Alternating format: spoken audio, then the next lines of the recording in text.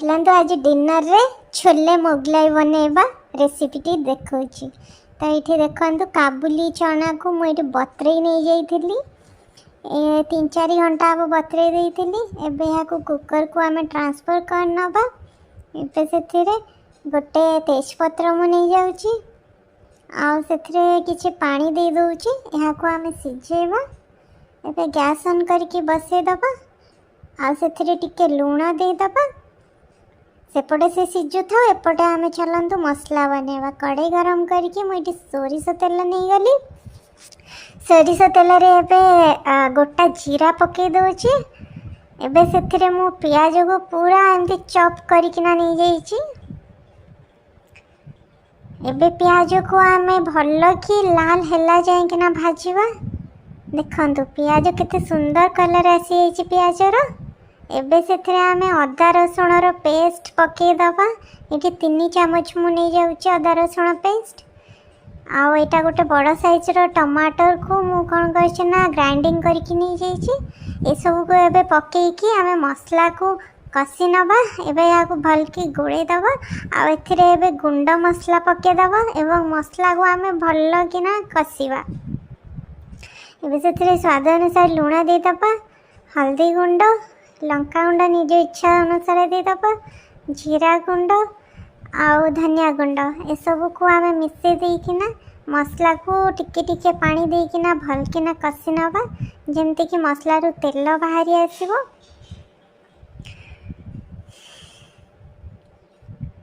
एबे मसला अधा ही आसले मुझे टिके सोया सॉस दे दूची। सोया सॉस देदेले कौन कि छोले रो कलरटा बहुत बड़ा आसो। छोले रो कलर न आसले ना जमा भल लगिवनी। तो ये मु सोया सॉस देकिना मसला को आउ टिके समय कषि नेबी। एपटे देखंतु ये सिझी जाइए। छोले आमर भल कि सिझार अच्छी। देखंतु एमितिया मु हाथ रे देखौची जेमती ये भल कि सिझार अच्छी। तो 5-6टा सीटी निहाती देदेबे। एपटे मसला रेडी हो गलानी। एथिरे आमे सिझा होइथिबा छोले को आमे पकईदबा। एबे या ऊपर मु टिके मीट मसला पकई दूची रुचिर। जदि आपन पाखरे छोले मसला अछि तो छोले मसला पकई पारिबे। आउ टिके इथि मु मेथी पत्र कस्तूरी मेथी से टिके पकई दूची। एबे छोले को मसला सह भल किना गोली देकी आपको 5 मिनट जाए कषिदबा भल किना। देखंतु मसला संगे छोले मिसी गलानी। एबे या को कौन करबा टिके एमती चापी दबा छोले को ताकि किछिटा छोले टिके चापी हे किना मिसी जीव जेमते एमती कले कौन कि छोले रो ग्रेवीटा पूरा बहलिया हबो आउ बहुत टेस्ट लागिवो। देखंतु ये छोले भल कषि गलानी। एबे से कुकर रे जो सिझा होता ता जो पानी बंचीला ताकू पकई देकिना या को किछि समय फुटिवा को आमे छाड़ी दबा।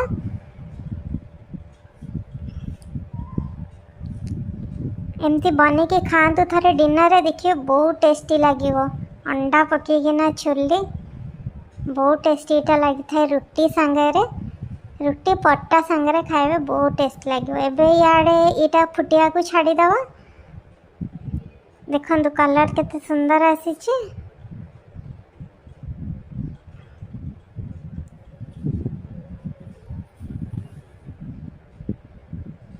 एबे से आमे टिके रुचिर गरम मसला पके दबा। आउ सिम करकिना आकु घोड़ी दबा। सेपटे चलंतु अंडा भुजिया बने दबा। ये 2टा अंडा नहीं टिके लुण पकई फेंटिकी आर भुजिया बने दबा। देखंतु केते सुंदर देखा ना छोले। एबे से आमे जो भुजिया बनैले ताकू एथिरे ऐड कर दबा। आउ अंडा को छोले संगे भल किना याकू मिसई दबा। मिसई देला परे ये जो छोले मोगलाई आमर पूरा टेस्टी पूरा रेडी हो जाइए। एबे लास्ट टे कंचा लंका को काटिकिना पकईदबा। या द्वारा यार टेस्ट आहरी अधिक भल लगी था। एबे चलंतु रुटी सांगरे यहाँ को सर्व करनवा गरमा गरम छोले। साइड टिके प्याज टिके आचार आ टिके कंचा लंका नहीं जीवा आ यहाँ को खाइबा।